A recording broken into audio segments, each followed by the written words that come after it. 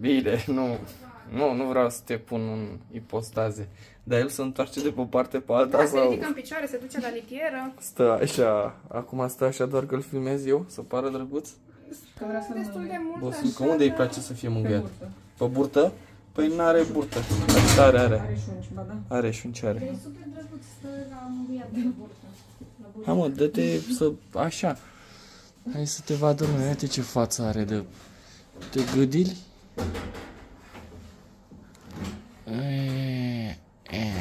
Așa. Te gâdili, că simți pe aici. Aici ziceai tu, Ioana, că se vede Da. că a fost lovit, nu? Da, are un hematom, dar ecografia e bună. Nu are, deci organele toate sunt în regulă. Aici îți place să fii mângâiat ăsta, Da, și la și cap. pe aici. La cap și la burtă. La cap și la burtă. Și cursetul ăsta o să facem recontrol radiologic, am zis într-o săptămână, dar în principiu undeva la 30 de zile o să cam stea cu el. Ca să evităm operația și... Ziceai că are niște probleme la inimă, nu? Cardio de asta am ajuns Da, noi la congenitale. concluzia că ar fi cel mai bine să nu fie operat. Ok.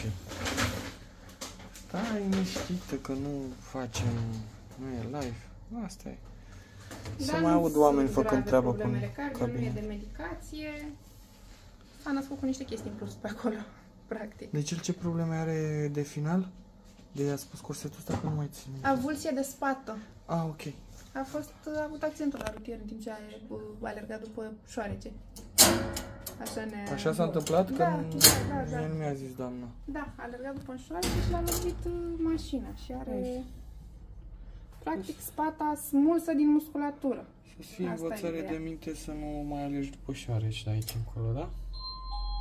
Ok. E cu prietenul lui aici. Nu te mângâiam, stai liniștit.